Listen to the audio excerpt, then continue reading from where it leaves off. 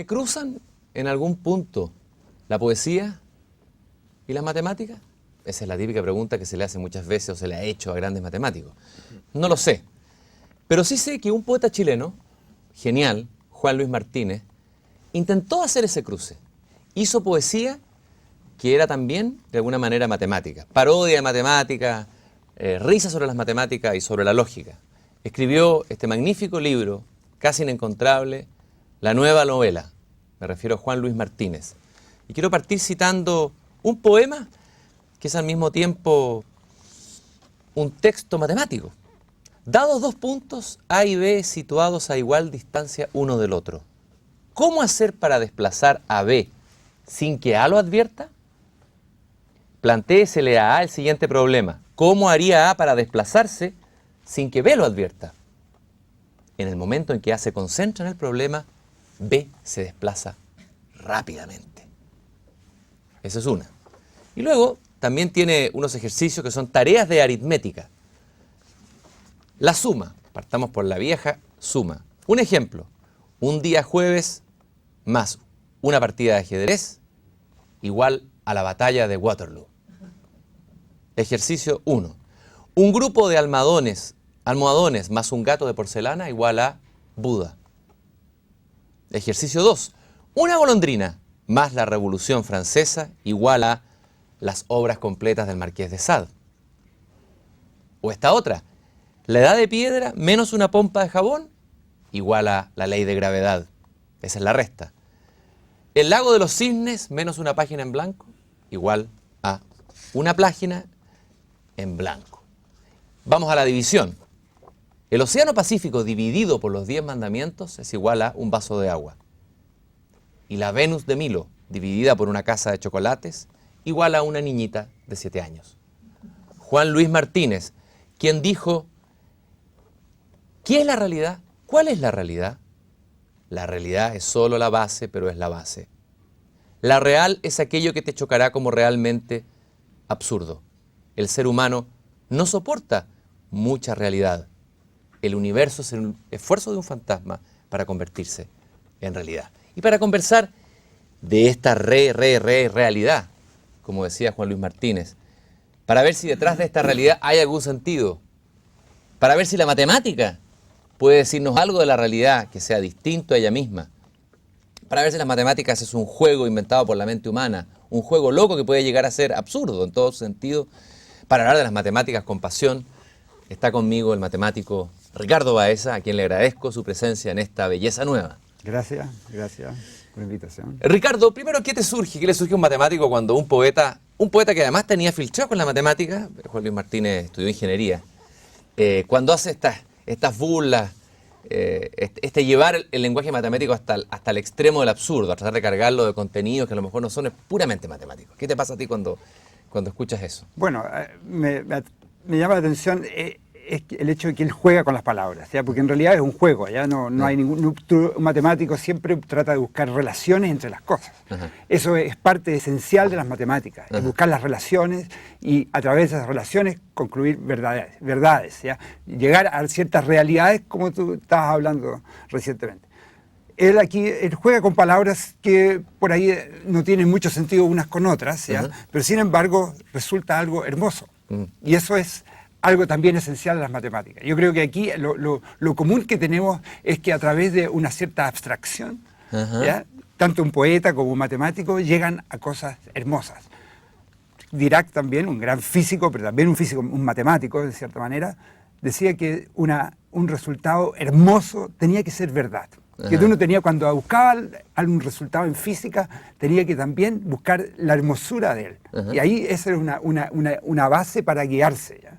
Y yo creo que aquí en esta poesía también se ve eso, ¿ya? O sea, la belleza es una categoría todavía válida en la matemática. Por supuesto. Siempre se pensó que belleza y verdad era una idea platónica. No, sigue siendo una categoría válida. Definitivamente. Yo creo que las relaciones maravillosas que a veces existen contienen también una belleza intrínseca. Y claro, yo creo que los matemáticos la entienden mejor que otras personas, por eso por eso termina siendo matemático. ¿Y por qué alguien es un poeta? Porque él entiende una cierta belleza distinta como la ven los demás y trata de transmitirla. El común de las personas que hacen otras actividades también se impregnan de esto, pero muy limitadamente con respecto a lo que siente el poeta o lo que siente un matemático. Pero los matemáticos también gozan de la belleza de sus resultados, ¿ya? Y eso es indiscutible. Y en eso nos parecemos a los poetas. Te voy a hacer una pregunta que yo sé que es muy difícil, que tal vez no ha resuelto ningún matemático, y que lo plantea en este libro La trama oculta del universo, John Barrow. Dice, si se le pregunta a un matemático qué son las matemáticas, no va a poder contestar a pesar de que esté sumergida y viviendo en ellas. Si alguien te pregunta, ¿qué son las matemáticas?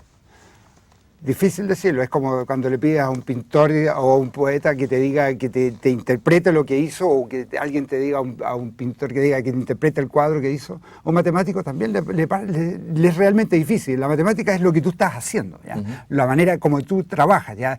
El métier mismo. Pero si tú tratas de dar una definición de las matemáticas, vas a caer en una limitación tan grande de las cosas que va a terminar siendo algo muy truncado. Hay una bonita expresión de Poincaré, ¿ya? Que definió también las matemáticas, que es el arte, ¿ya?, de darle dos nombres distintos a la misma cosa.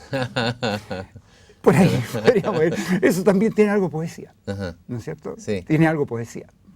Por ahí podríamos empezar a hablar, pero yo no trataría de limitar la matemática o muchas otras áreas, muchas otras ciencias, dando una definición de ella, porque te limita inmediatamente. Uno de los elementos que el mismo Einstein señaló alguna vez que más sorprende de la matemática es cómo algo creado por el hombre, a partir de una abstracción, conecte tan potentemente con la realidad. Sea quizás uno de los lenguajes que más toca la realidad. Sí, eso. A mí es lo que me sorprende desde afuera, mirando las matemáticas. Y a la gente la poesía y la literatura seguramente le da una envidia parida. Cómo hay un lenguaje, la poesía tal vez en algunos momentos conecta, no siempre, pero la matemática tiene esa capacidad, siendo algo mental, algo que vive en el mundo de las ideas, digamos, de la abstracción, toque fuertemente, esté tan conectado y funcione tan bien con la realidad. ¿Por qué? ¿Cómo se da ese Eso es un misterio que yo creo que ningún matemático tampoco lo entiende bien, ¿ya? O sea, a lo mejor, bueno, la matemática es en parte de una creación del ser humano, hay mucha discusión al respecto, porque hay las ideas intuicionistas o las ideas platónicas sobre lo que es matemática. Veamos esas dos ideas, explicarlas brevemente.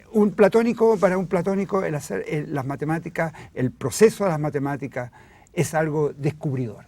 Tú vas descubriendo hechos. Tú creas tu base matemática y de hecho están todas las verdades automáticamente ahí y tú lo que haces es descubrirlas. Para un intuicionista es al revés. Las matemáticas tú las vas construyendo, tú las vas creando. Entonces hay una discrepancia grave entre las dos, aunque no son incompatibles en mi manera de pensar. Yo creo que ambas cosas funcionan bien.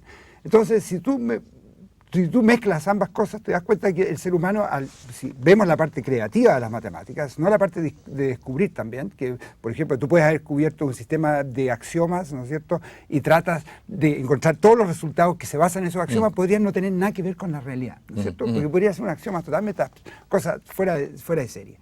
Pero si tú creas además, y yo creo que los axiomas que nosotros hemos siempre puesto están también de cierta manera fundamentados por nuestras percepciones de la vida real. Eso no lo podemos quitar. Entonces, tú vas creando cosas que están relacionadas con el mundo diario. Contar, por ejemplo. Yo veo aquí hay un montón de cosas discretas, es lo que yo veo, mi percepción. Entonces, me incita a distinguir, aquí hay más cosas que en otras. Entonces, empieza a aparecer la noción de número, etcétera, que son conceptos que son perceptivos. Hay también un famoso dicho de un gran matemático que decía, Dios creó los números y el resto lo hicieron los seres humanos. Bueno, yo no creo en Dios, pero igual yo creo que los seres humanos, pero creo en los números. Pero de todas maneras, yo diría que es increíble, volviendo a lo que tú decías, la relación de las matemáticas con la realidad misma. ¿Ya? Si tú ves, por ejemplo, hoy en día, cosas tan obvias, ¿ya? Tú usas un GPS. Yo dije el GPS. El GPS es algo hoy día que la gente casi, los agromensores o los agrónomos, hoy día tú ves los autos, ¿no es cierto? Ya están realmente dependiendo de este tipo de artefactos. O tú quieres ver la prevención de terremotos, por ejemplo, y tú quieres ver el movimiento de capas tectónicas pero ya en forma milimétrica dentro de un lapso de un año. todo eso lo puedes medir con matemáticas. Entonces las matemáticas son en la transmisión de montones de datos y cosas así. Las matemáticas son aptas ya para reflejar todos esos fenómenos.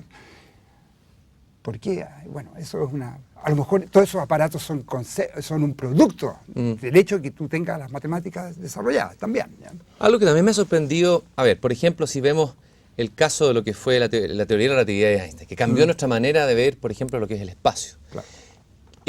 Pero hubo un matemático o matemáticos que ya antes de que Einstein comprobara esta teoría, ya matemáticamente habían abierto el camino para una noción del espacio que el hombre no conocía empíricamente. O sea, hay un adelanto. Tremendo en eso. Por ejemplo, Riemann en el año 1850 ya tuvo la concepción de una geometría distinta. ¿Ya? Gauss también, ¿ya? De que había geometrías ¿ya? Donde la suma de los ángulos de un triángulo no era 180 grados, por ejemplo. Entonces ya empezaron a aparecer todos esos conceptos y se formaron el cálculo tensorial, ya la geometría diferencial. O sea, Einstein encontró ya la matemática precisa que él necesitaba para formular la teoría general de la relatividad. Pero es interesante también que la teoría de la relatividad especial, que Einstein por ahí, por el año 1905, ya formuló, ya la había formulado también simultáneamente, con pequeñas nuances ya distintas, Poincaré, que era un matemático. Ajá. ¿Ya la había formulado él? Tenía, pero prácticamente todas las mismas ideas, excepto una sola, que la constancia, la velocidad de la luz es constante en el vacío. Esa era o sea, que todo se basaba en eso. Esa era la única diferencia, y eso fue el golpe de gracia que le dio Einstein a toda la mecánica clásica, ¿ya? Reconocer eso, ¿ya? La constancia de la luz. Pero la matemática está desarrollada, además. Yo he entrevistado a algunos astrofísicos, astrónomos, he leído algunos artículos así de divulgación que hablan de que hoy día la astronomía está en una especie de hoyo negro o de encrucijada, en el sentido de que solo puede se da cuenta que está ciega ante una realidad que la excede, que lo que ha dicho, lo que ha nombrado, es solo una parte mínima de algo que se llama, no sé cómo se le llama, un espacio oscuro, una realidad oscura, algo que no pueden ellos cuantificar, medir y nombrar, porque le faltan los instrumentos. O sea, falta ahí que algo suceda a lo mejor en las matemáticas. Por supuesto. Para que se dé ese salto en la astronomía. Y eso yo creo que es cierto. O sea, yo creo que está haciendo falta matemática nueva para tomar en cuenta ese tipo de fenómenos que recién estamos detectando ahora. ¿Ya? Y no solamente en esa área. Si tú ves en la biología celular, ¿ya? En la biología molecular, que es una nueva área de la biología. ¿Ya? El tratar de asignarle a la célula, por ejemplo, las funciones de la célula con ciertos mecanismos matemáticos, es un área nueva que realmente requiere de mucha más matemática de la que tenemos en este momento, y yo creo que ahí hay un desafío tremendo para el futuro. ¿Ya? Entonces, ahí yo creo que la realidad está impulsando a la matemática a desarrollarse también. O sea, ahí hay una cosa distinta, hay un feedback distinto. Antes, en muchas ocasiones, y yo creo que también en el futuro, la matemática ha sido un predecesor de lo que viene después, pero ahora ha sido al revés también. La física, los descubrimientos más experimentales están motivando también ya a desarrollar nuevas áreas de las matemáticas para poder dar cuenta de ello. Me imagino que también, y esto es una virtud, hay mucha matemática que podría ser inútil, entre comillas, así como hay poesía, que uno podría decir es inútil. Matemática que solo sirve para las matemáticas. Pero que la gracia es justamente una disciplina que pueda darse el lujo y la posibilidad de desarrollarse. Hablemos de estas matemáticas inútiles, tal vez nos podría dar incluso un ejemplo. Esa es la belleza. Claro. Para mí gusto. Habiendo las matemáticas asesoradas. Claro, y habiendo toda esta maravillosa, para mí la parte más bella de la matemática es su no aplicabilidad, su totalmente inutilidad completa. Había un matemático famoso ya, Hardy, del siglo pasado, ya, decía que su gran orgullo era que todo lo que él había hecho no servía para absolutamente nada. Yo comparto un poco su opinión, pero por ejemplo, ya, yo creo que son retos a la humanidad, ¿ya? Retos al espíritu, ¿ya? Ciertos problemas, ¿ya? Que han existido en matemáticas que, como tú dices, a lo mejor no sirven para nada, pero que también han servido para desarrollar otras áreas de la matemática, pero el problema mismo no tiene ninguna trascendencia si tú quieres mirarlo. Y por darte un ejemplo, hay muchos otros, ¿ya? Pero el ejemplo más típico, más conocido, es el famoso problema de Fermat, que acaba de ser resuelto hace un par de años atrás. ¿La teoría de Fermat fue resuelta? El problema famoso de Fermat. Y ya que me pusiste una pizarra aquí, por favor, enúncialo. Lo voy a anunciar, ¿ya? Y eso es un resultado reciente Primero, ¿quién era Fermat? Ubícanos. Fermat era un abogado francés, ¿ya? Yo soy pésimo para los años, para los datos, todas esas cosas, pero por lo menos unos 400 años atrás, ¿ya? Era un, a pesar de que eres matemático, tienes mala memoria numérica. Sí, pésimo. ¿Ya? Yo, no me hable de número de teléfono y cosas por el estilo, no tengo idea. Y soy pésimo para usar todas esas máquinas, y de hecho con el computador no funciona tampoco. El hecho es que este era un juez francés, ¿ya? Que tenía una afición por las matemáticas, y era un gran matemático, intrínsecamente. Un juez que incluso mandó gente a la horca. ¿Ya? Wow. Y, o sea, no digamos que algunos matemáticos son muy simples. ¿Ya? Y su pasión era la teoría de números. ¿Ya? Permanentemente estaba descubriendo resultados y nunca escribía las soluciones de los resultados, sino que le mandaba cartas a los matemáticos de la época, Bernoulli, Euler y cosas que vinieron después. Le mandaba cartas proponiéndole estos problemas. Y gozaba viendo que ellos sufrían porque no lo podían resolver, y él sabía la solución. Y entre ellos entonces propuso... Era un sádico de las matemáticas. También un sádico. Hay un famoso teorema, que es el teorema de Pitágoras, que dice que los lados de un triángulo de un triángulo rectángulo satisfacen esta ecuación. Si tú tienes un triángulo rectángulo, si esto es z, x e y, los griegos, ¿no es cierto?, descubrieron esa relación, ¿ya? Que había entre estas. Y no solamente los griegos, mucho antes que ellos, el teorema de Pitágoras. Este era el famoso, yo creo que lo sabían los babilonios mucho antes que él. Pitágoras lo transmitió, lo reconoció. Y tú puedes encontrar aquí, por ejemplo, y esto le sirvió en el pasado a los constructores, ¿ya? A los arquitectos. ¿Ya? Si tú te fijas, para construir ángulos rectángulos, si tomas 3 al cuadrado más 5... 3 al cuadrado es 9, ¿ya? Más 4 al cuadrado son 16, 9 y 4 te da 25, que es 5 al cuadrado, ¿no es cierto? O sea, podías encontrar entonces, si tomabas un trozo de largo 3, 4 y 5, podías construir un triángulo rectángulo. Así que hay soluciones de esta ecuación con números enteros, que eran los únicos números que ellos conocían, los griegos, después muchos otros también. Los números como los conocemos ahora vinieron mucho después. Y lo que hizo Fermat fue borrar este 2 que aparece aquí y poner un n, un número natural, y afirmar que una ecuación de este tipo, con n, 3, 4 o cualquier otro número que venga, no puede ser soluble con números enteros, con números 1, 2, 3, 4, etc. Eso fue lo que propuso. Él lo dejó abierto. Lo dejó abierto y dijo que tenía una maravillosa demostración. Una maravillosa demostración, pero no la podía escribir. Y de hecho, esto para poco tiempo después, el número 3, para el número 3, para el número 4, sí, Fermat escribió demostraciones, de cierta manera. ¿Pero cómo dice que se resolvió hace 2 años? ¿Qué significa? ¿Otro matemático? Claro, ahí vengo, sí. Pero este problema quedó abierto y nadie podía demostrarlo, ¿ya? Y realmente era un quebradero de cabeza. Es un quebradero de cabeza porque tú ves un problema insípido, realmente no tiene ninguna aplicabilidad para nada. Si tú lo miras, pero es una maravilla decir... ¿Es matemática pura? Es matemática pura, es decir, no existe. Decir una cosa así, ¿ya? Entre todos los infinitos números, que no existen números que satisfagan esta relación, es una cosa extraordinaria, porque ¿de dónde lo sacas, no es cierto? ¿De dónde sacas?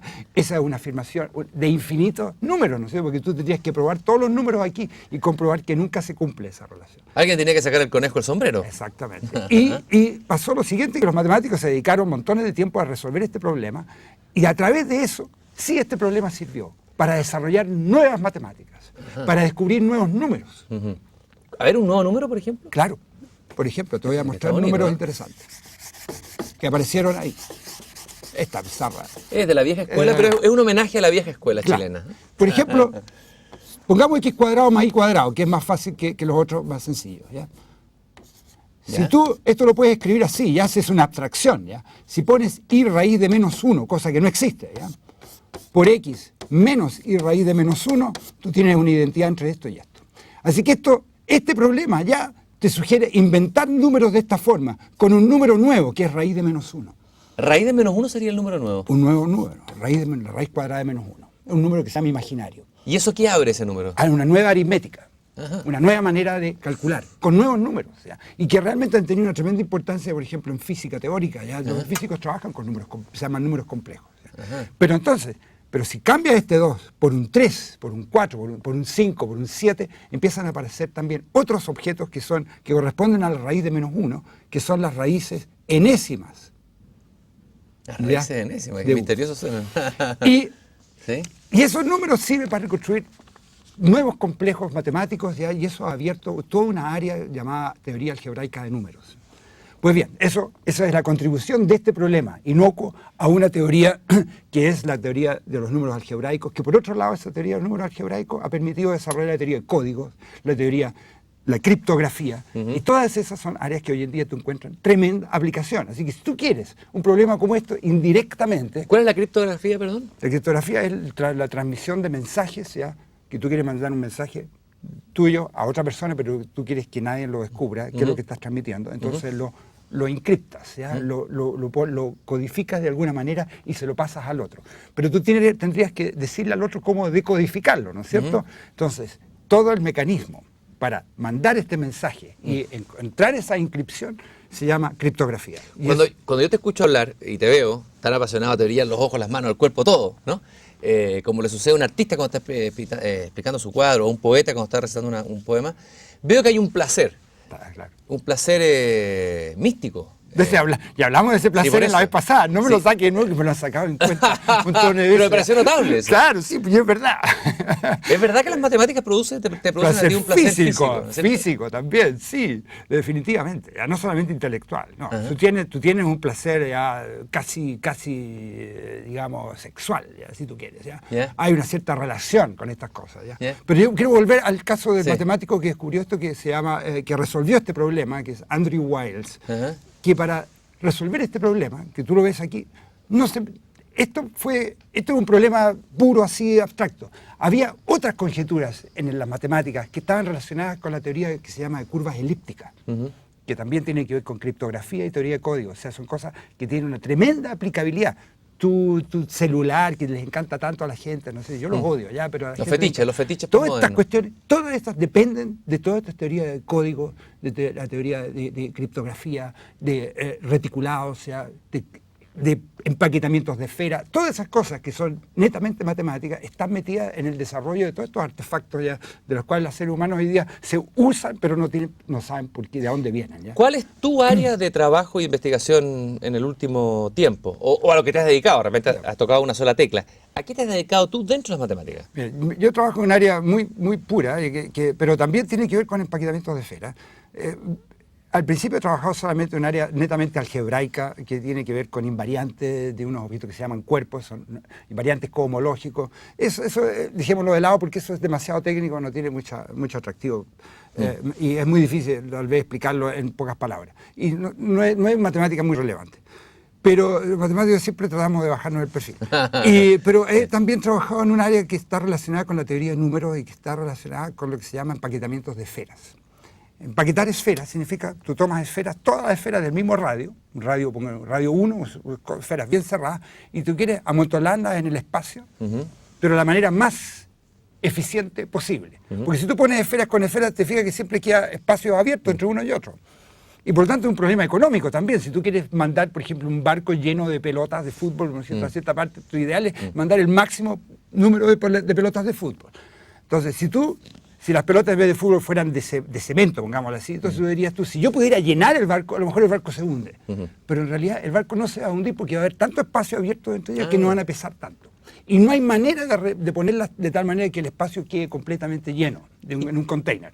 Entonces, la relación del volumen que llenan las esferas con el volumen donde están contenidas, eso es lo que se llama la densidad de empaquetamiento de estas esferas. ¿Cómo trabajas un matemático? Quiero que me lo expliques físicamente.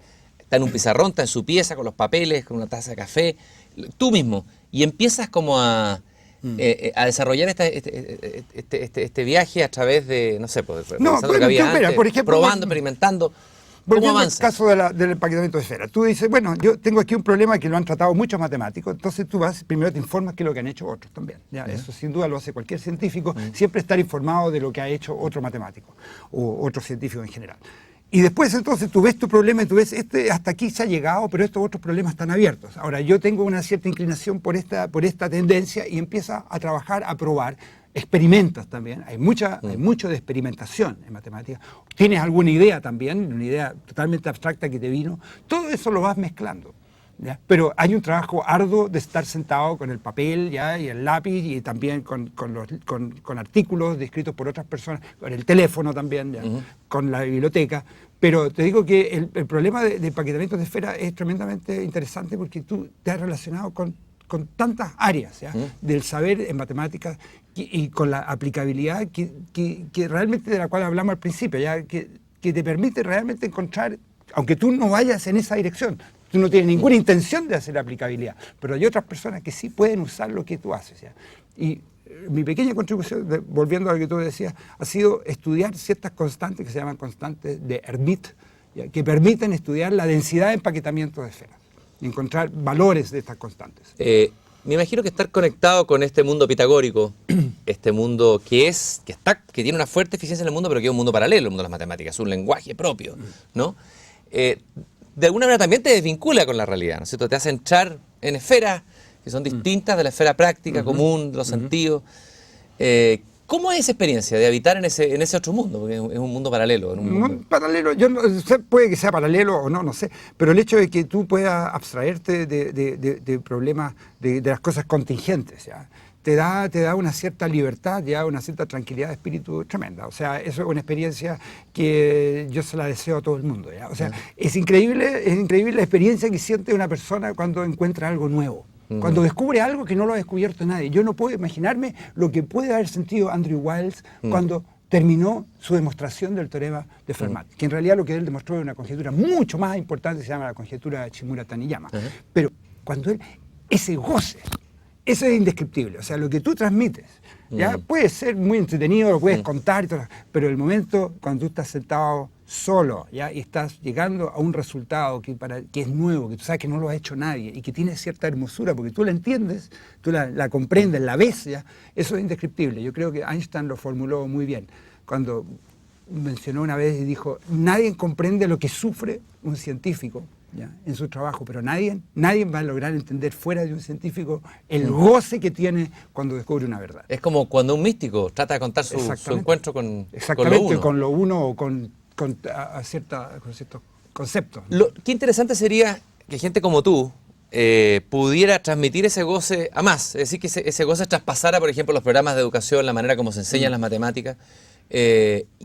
Hay una situación que la describió muy bien este matemático que se llama John Allen Paulos, en este libro El hombre anumérico, el analfabetismo matemático y sus consecuencias, en donde describe, con mucho dolor, porque él es un matemático que, como tú, amas las matemáticas, cómo la mayoría de la gente dice: a mí no me gustan las matemáticas, las aprendí mal, yo no me interesa este problema de los números. O sea, esa lejanía, incluso aceptar la ignorancia de matemáticas.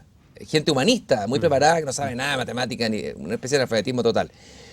¿Cuál es la causa de ese analfabetismo numérico descrito? Primero, ¿estás de acuerdo con que existe ese analfabetismo numérico? Sí, definitivamente. ¿Y cuál es la causa profunda? Porque existe, desgraciadamente, porque tú lo ves permanentemente, que alguien te dice: yo era malo para las matemáticas, me cargaban las matemáticas en el colegio. Yo creo que ese analfabetismo matemático es una causa de nuestra educación, de nuestro proceso educativo. Yo creo que las matemáticas, para poderlas gozar, tú no necesitas tener nada de especial, no ser una mente brillante, no tener las habilidades especiales para ser después un matemático que va a dedicar a la investigación. Y todo. Pero para poder gozar las matemáticas no necesitas tener todo eso, sino que puede una persona común y corriente. Yo creo que todos los alumnos de todos los colegios podrían gozar de las matemáticas si se las enseñaran bien, si los profesores que enseñan las matemáticas entendieran. Si los libros que tuvieran fueran los libros adecuados. Por darte un ejemplo, yo estuve una vez hace años atrás en una comisión en el CEP, en el Centro de Estudios Públicos, donde analizamos los libros de matemáticas de los colegios, los libros de matemáticas hechos en Chile que se usaban en los colegios. Eran catastróficos, eran una lata, pero una lata de marca mayor, ¿ya? Llena de errores, repetitivos. Yo creo que era para quitarle las ganas a cualquier alumno para estudiar matemáticas. Nosotros hicimos un análisis súper exhaustivo de todos esos libros y recomendamos una serie de otros libros. Ya hay una serie de libros norteamericanos, ingleses, japoneses, muy buenos ya al respecto. ¿Cuál sería el cambio? Pero déjame terminar. Sí, claro. Pero yo creo que hay un problema serio con los profesores también. Hay muchos profesores que no entienden lo que están enseñando y no son capaces de transmitirle a los alumnos el interés, ¿ya? La hermosura que pueden tener ciertas cosas. los programas de matemáticas son malos, en el sentido que son repetitivos, son operativos, no les enseñan a pensar, no les enseñan a asociar esa matemática que les podrías tú enseñar con las cosas del diario vivir. Hay tantas posibilidades que simplemente se obvian y terminan solamente en nuestro programa en una cosa repetitiva, latosa, con profesores que no entienden lo que están enseñando. Si tú vas en general a los profesores de colegio, de buen nivel incluso, y les habla y le preguntas sobre la trisección del ángulo, sobre problemas como la trisección del ángulo, duplicación del cubo, que son problemas antiguos de la geometría, formulados por los griegos y fueron resueltos recién en el siglo XIX. El siglo XIX fueron completamente resueltos. No se puede trisectar un ángulo, no se puede duplicar un cubo en general con regla y compás. Esas cosas ellos no las saben. Cosas que podrían transmitirse a los alumnos. Eso podrías enseñarlo. Geometría euclidiana podrías enseñarlo a los alumnos. Podrías enseñar tantas cosas hermosas, ¿ya? Combinatorias, cosas realmente que tienen que ver con distintas disciplinas de la matemática. Y eso se pierde porque los profesores no están bien preparados. Vamos a hacer un juego, ya que tenemos un pizarrón de la vieja escuela chilena. Sí. Da la impresión de que antiguamente no habían tan malos matemáticos, que hay una tradición, hay una escuela de ingeniería. O sea, algo tiene que haber habido bueno en la vieja escuela, la vieja educación chilena. Yo creo que todavía hay, sí, todavía hay. No seamos tan pesimistas. Estamos aquí en esta cama, con las cámaras al frente, y tú tienes la posibilidad de hacer una primera clase para todos los estudiantes chilenos que nunca han entendido matemáticas, cuando han llegado todos los porros, los repitentes, yo incluido, que no me diga también en matemáticas.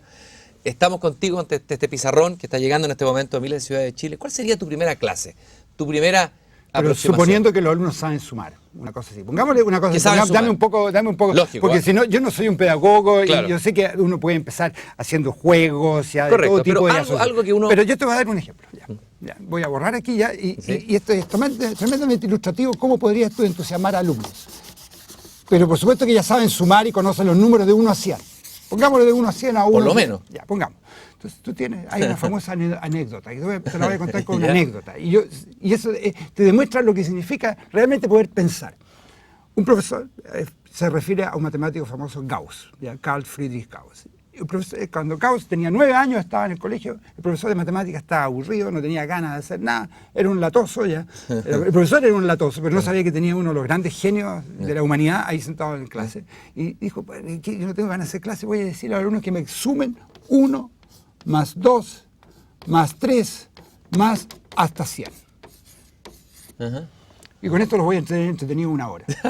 Y eso lo puedes pedir a cualquier alumno de básica, ¿no es cierto? En el segundo básica le podrías decir, sume estos números, ¿no es cierto? Y digo, con esto entonces van a empezar a sumar y los voy a tener entretenidos. Voy a ponerle el diario. Eso es latoso, ¿no es cierto? Eso es latoso. Espantoso, terrible. Espantoso. Pero tú puedes hacer de esto algo entretenido. ¿Qué pasa si lo pones al revés? Pon así. Más 2 más 1, aquí venía 99. Y tiras una raya. Y miras y ves que 100 más 1 es 101. 99 más 2 es 101. Y lo que viene acá también, uno por encima del otro, todos son 101. ¡Qué buena! Y tenés, ¿cuántos números? 100. ¿Yeah? Así que 101 por 100 es el resultado. Y eso lo hizo Gauss en segundo. ¿Qué hay detrás de eso? De esto ¿Quién hace desde ahí? ¿Quién hace que tú descubres que hay una cierta relación en las cosas? Que las cosas no son así arbitrarias. De que los números entre sí tienen vida. ¿Ya? De que tú puedes encontrar relaciones, que el hecho de que tú los pongas aquí partes, te das cuenta que están todos siempre en el mismo valor. ¿Ya? Que puedes obtener resultados, y este resultado es totalmente generalizable. Tú puedes enseñarle a generalizar, que eso es una de las grandes tareas de la matemática. No solamente de la matemática, de la ciencia. Si tú tienes algo, generalizarlo. Y poder resolver problemas de mucha más envergadura. Esa cosa tú la puedes enseñar aquí. Podrías partir primero con 3 números, después con 4, y demostrarles que haciendo este juego siempre vas a tener el mismo pattern, ¿ya? La misma figura se te va a formar, se te va a transmitir. Ese tipo de fenomenología se la podrías enseñar a los alumnos. Claro. Entonces los números no son algo muerto, no es llegar y sumar, tienen relaciones entre ellos. Hay vida en los Hay números. vida, Claro. hay tremenda vida. O sea, en el fondo, así como se habla de la letra muerta, se puede hablar de la matemática muerta. Hay una matemática muerta y una matemática viva. Claro, tú puedes matar cualquier cosa, puedes matar la poesía, puedes matar la música, puede ser una cosa, y así puedes matar la matemática. ¿Cómo decidiste tú esa decisión que una decisión del destino, convertirte en matemático, dedicar tu vida a la matemática? Porque la has dedicado. Es más, Hoy día vives en Talca, incluso te fuiste a la provincia, estás en la Universidad de Talca, te alejaste del mundo, vives fuera de la ciudad. ¿Cómo me elegí del mundo?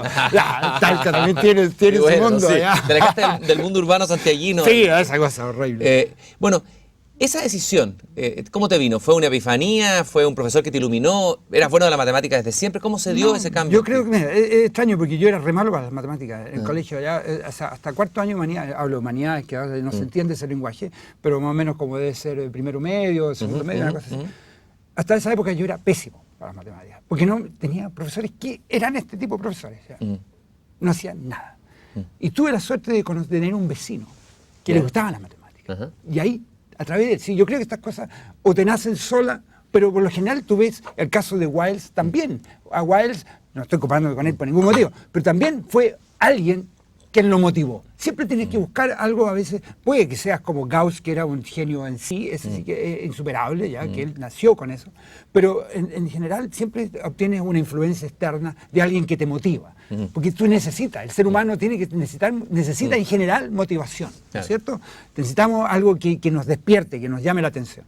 Y este vecino mío, que yo lo quería mucho, me empezó a hablar de matemáticas, de otro estilo de matemáticas. Y eso fue para mí una nueva apertura.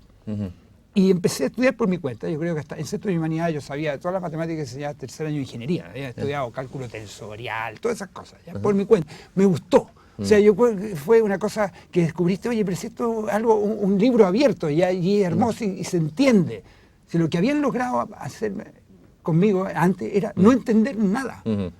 Igual que mi profesor de inglés en el colegio me aterrorizaba. ¿Ya? Y el profesor de francés era una buena persona, pero también te aterrorizaba porque no te enseñaban.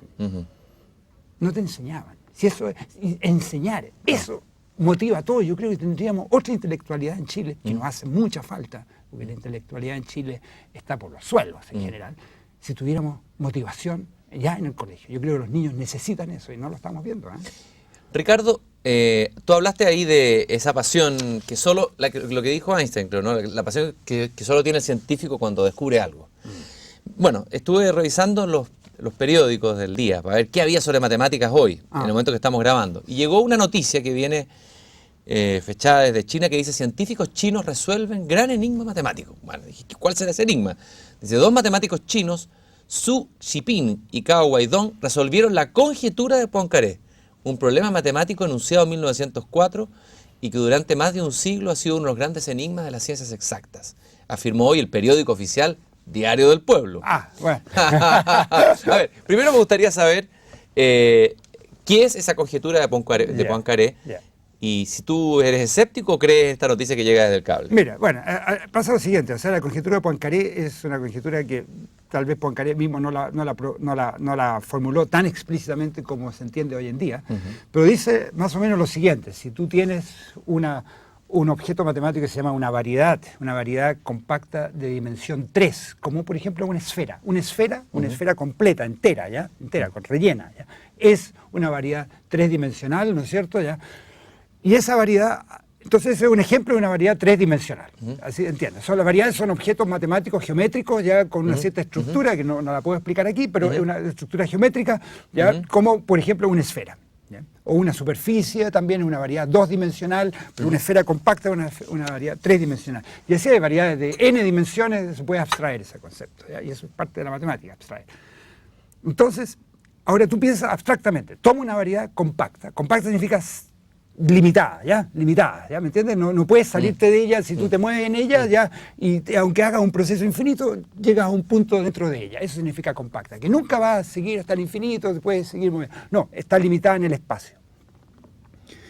Y si esta variedad además no tiene, por así decir, hoyos, lo cual significa, en el lenguaje matemático, es simplemente conexa. Pero simplemente conexa significa esencialmente, ¿ya? Que si tú tomas curvas dentro de ella, y esas curvas tú las puedes reducir, una curva cerrada, tú la puedes cerrar, y la puedes achicar y convertirla en un punto. Entonces, necesariamente esa variedad es una esfera. No hay otra. Son las únicas que tienen esa propiedad. Eso es lo que era la conjetura de Poincaré, esencialmente, en forma dicha más o menos así genérica.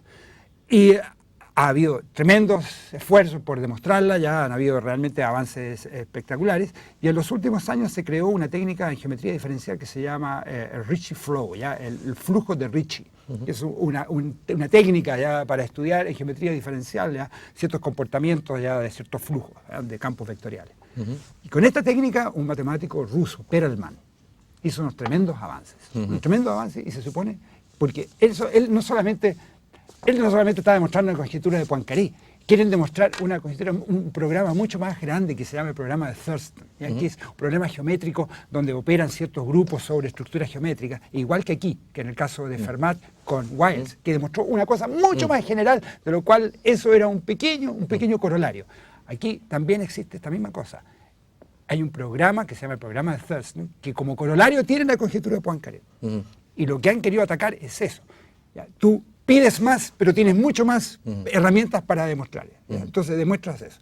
Y se supone que estos dos chinos, usando las mismas técnicas de Perelman, los avances que ha tenido Perelman y estos métodos de flujo de Ricci, han hecho el avance eventual. No se sabe, porque eso significa que tienen que ser sometidos a peritaje ya por un par de años, o sea, todavía. Pero los chinos tienden a darle mucho bombo a sus cosas y en general a veces no pasa nada. A través de la propaganda. Bueno, Claro. vamos a ver si estos chinos pasan a formar parte de la leyenda de las matemáticas como son No hay que Gauss. claro. Hay matemáticos que han logrado ser leyenda. Es decir, Pero Perelman, lo insisto, ese es leyenda. el ruso. Ese, sí. Ya.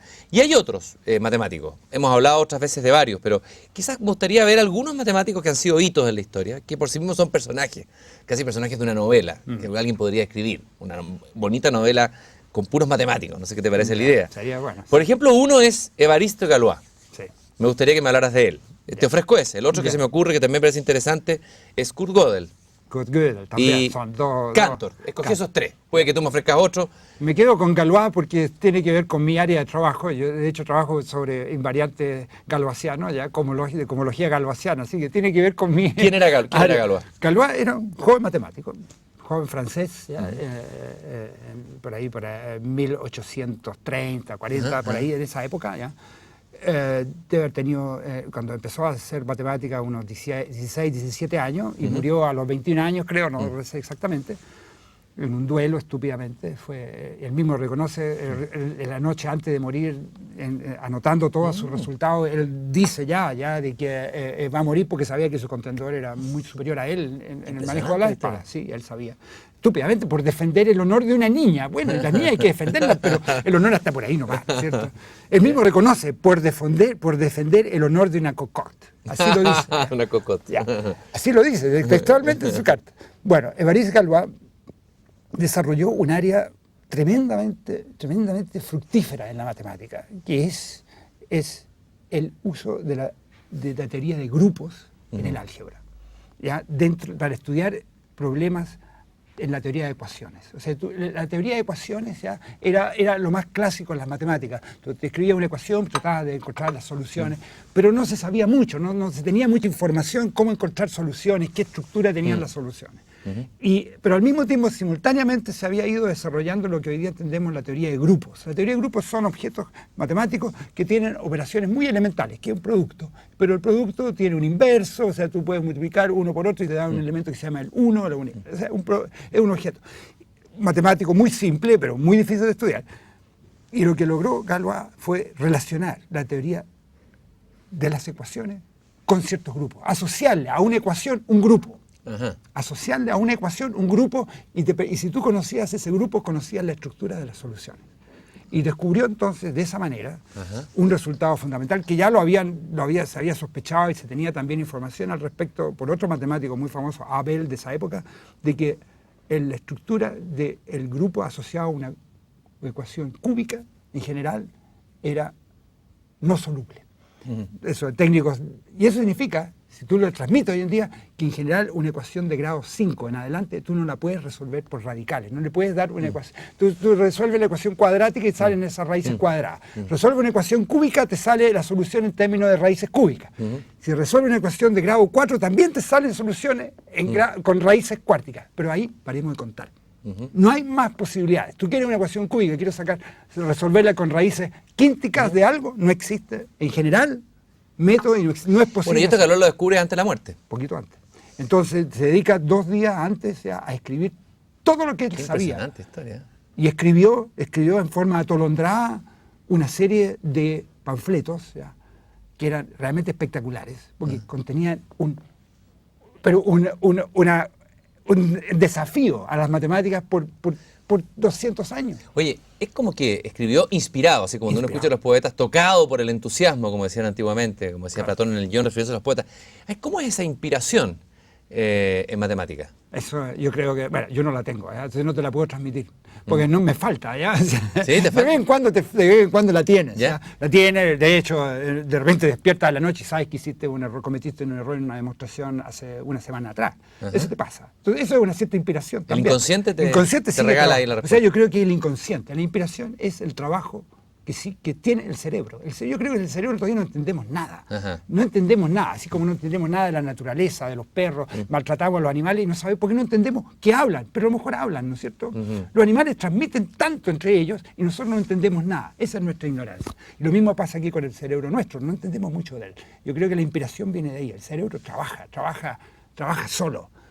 Y yo creo que eso le pasa a muchas Tal vez personas. sea el conocimiento del cerebro, de la mente, uno de los desafíos más grandes de la ciencia. Sin duda. Es el desafío. No sé, no creo, porque yo creo que la biología molecular a nivel de células ya es también uno de los grandes desafíos, ¿ya?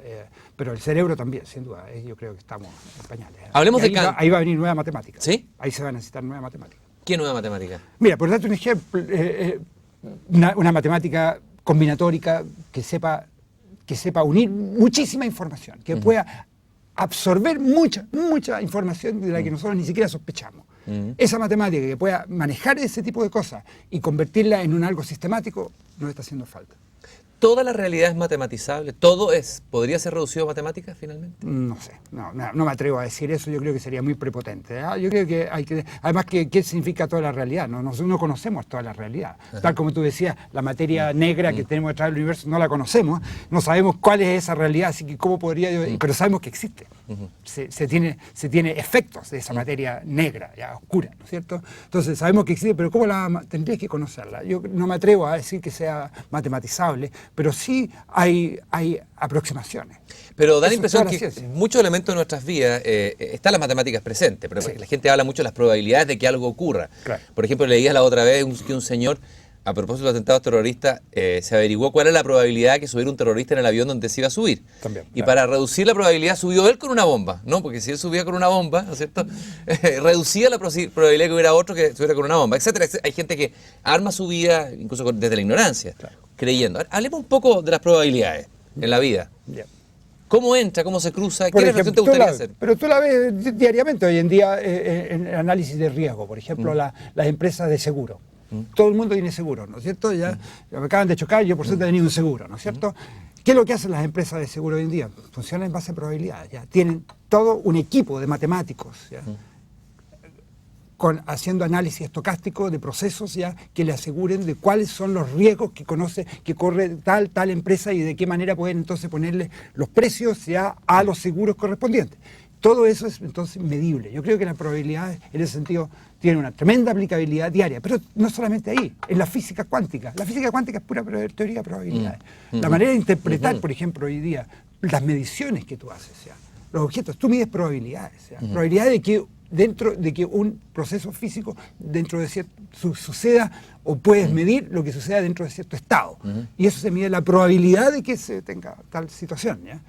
Entonces, yo creo que la verdad del asunto es que en las afirmaciones sobre la realidad supuesta que estamos viviendo permanentemente son prácticamente afirmaciones probabilísticas. Eso. Un coup de dés n'abolirá el hasard. Un golpe de dados no abolirá el azar. Claro. Malarmé. ¿Qué te sugiere esta tirada de dados? Una reflexión matemática. Bueno, que yo, primero que nada, no sé, no me sugiere mucho, te voy a decir francamente, ¿ya? Pero yo creo que sugiere que yo no voy a saber lo que va a venir, ¿ya? Pero podría decirte, va a salir un 6 con una probabilidad un sexto, va a salir un cuarto con una probabilidad un sexto, porque aparezcan estos dos números, también te lo puedo calcular, ¿no es cierto? Ya, pero tengo que multiplicar las probabilidades, ¿no es cierto? Entonces, yo podría calcularte esto, pero puede que yo pueda tirar estos números 100 veces, 1.000.000 de veces, y nunca me salga el sexto y el cuarto. Puede salirme todo el tiempo Pero si yo lo tirara infinitas veces, hipotéticamente me saldría con la probabilidad que yo te calculo el sexto y el cuarto simultáneamente. O sea, yo hago esa asociación, ¿ya? Pero más de eso no se me ocurre. Mis limitaciones intelectuales son... Está por ahí nomás. Oye, quedó un matemático en el tintero que era Cantor, que me parece, y ahí lo asocio con la palabra infinito, que es una palabra también muy manoseada, pero que existe como noción matemática. Pues, absolutamente. Él habló de dos tipos de infinito, ¿no es cierto? Actual, potencial, según tengo entendido. A ver, ¿qué te sugiere Cantor? Cantor es un gran genio, ¿ya? Yo creo que Cantor descubrió la esencia del infinito. La esencia del infinito es una cosa elemental, ¿ya? Un conjunto. Tú puedes... Entendamos primero la siguiente noción. Poner en correspondencia... Tú tienes aquí ciertos objetos y acá tienes otros objetos, ¿ya? Y los puedes poner en correspondencia uno con otro si aquí tienes la misma cantidad de objetos que acá. Si aquí tienes, por ejemplo, dos dados, y aquí tengo estas dos cosas, yo puedo poner este dado con esto en correspondencia y esto con esto, ¿no es cierto? Y digo, estos dos conjuntos tienen el mismo número de elementos, ¿no es cierto? Y si tengo tres, permíteme, Sí, claro. puedo poner este vaso con el borrador, ¿no es cierto? Y esto, cada uno en correspondencia. Y digo, este conjunto y este conjunto tienen 3. Por lo tanto, la abstracción mía del número 3 es que yo tengo este conjunto y este conjunto los puedo poner en correspondencia biunívoca uno con otro. ¿Cuál es la gracia del...? Pero yo no puedo poner en correspondencia biunívoca, por ejemplo, este conjunto con 2 elementos con este con 3. ¿No es cierto? Me sobra siempre uno. Si yo asocio a este vaso este me queda sobrando, ¿no es cierto? Entonces digo, este tiene más elementos que este. ¿Estamos? ¿No es cierto? Sí. ¿Qué es lo que significa que un conjunto es infinito ahora? Significa que yo puedo encontrar un pedazo de ese conjunto, le puedo sacar, por ejemplo, un elemento, y lo que me queda lo puedo poner en correspondencia biunívoca con el conjunto entero. Eso descubrió Cantor. Un conjunto es infinito. Cuando yo tomo ese conjunto, tomo el mismo conjunto y le saco un pedazo, y con lo que me queda, igualmente puedo ponerlos en correspondencia. ¿Y qué consecuencias, si uno pudiera medir que un descubrimiento matemático, qué consecuencias tiene esto? Así como en escala, ¿qué es lo que hizo Cantor llevó a qué? ¿Qué desató ahí? Desató una tremenda área nueva del conocimiento, que es la que llamaba teoría de conjuntos, ¿sí? Que ha sido la base para la axiomática de las matemáticas. Aunque los matemáticos funcionamos sin preocuparnos mucho de los axiomas. Pero así de todas maneras, esa noción de infinito que encontró Cantor, que era medible, él descubrió todavía que hay distintos infinitos. Los infinitos pueden medirse. Hay infinitos más grandes que otros infinitos. ¿Puedes medir el infinito? Claro, mira, aquí por ejemplo toma una recta así y toma una recta más chiquitita. ¿Cuál dices tú que tiene más elementos? Más puntos. Por sentido común la de abajo, claro. Pero si yo uno esos dos puntos, los dos puntos extremos, y parto de aquí, uno este punto con esto, y lo corto, tengo acá, ¿no es cierto? Claro. Y puedo poner en correspondencia biunívoca todos los puntos de este segmento con este segmento. Así que tiene el mismo número de puntos. ¿No es cierto? Sí, cierto. Así que no tienen más puntos unos que otros. Entonces, ese tipo de noción fue la que trató Cantor y desató entonces desarrolló una nueva área que es la teoría de conjuntos, que llevó también a un tremendo desarrollo de lo que se llama la lógica matemática y la fundamentación de las matemáticas. O sea, ¿Y eso en nuestra vida? Y eso en nuestra vida hoy en día, porque mucha de esa teoría de conjuntos condujo también al concepto de desarrollar algoritmos, máquinas de Turing, procesos, computación, los computadores, todo eso proviene en parte de ahí también. Ricardo, y para cerrar, tú sabes que este programa va en la búsqueda de una belleza nueva. Esto lo hemos conversado otras veces. Nuevo tema, ya. Una belleza nueva, es un desafío que planteó el poeta Edgar Allan Poe. 4 condiciones para la felicidad: vida al aire libre, el amor de una mujer, el desapego de toda ambición y creación de una belleza nueva. Me interesa el tema y el misterio de la belleza. ¿Es verdad que detrás de la belleza hay un número irracional? Mira, volvemos a un tema de la última reunión que tuvimos. ¿Ya?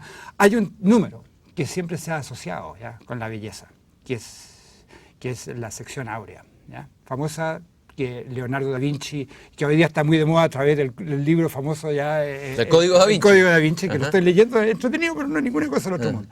¿Ya? Ese número ha sido siempre asociado con la perfección, ¿ya? Y si tú lo miras ya en la naturaleza, lo ves perfecto. Por ejemplo, el desarrollo de la filotilaxis, no sé cómo se llama ya, cómo se desarrollan, por ejemplo, los pétalos, por ejemplo, o las hojas a lo largo de una rama, ya. Esa está regido en parte por este número famoso que se llama la sección áurea, que es muy sencillo. 1 más ¿Puedes raíz de escribirlo? 5. Sí, 1 más raíz de 5 medios. 1 más raíz de 5 medios. Lo voy a borrar esto y lo voy a escribir de nuevo para que se vea mejor.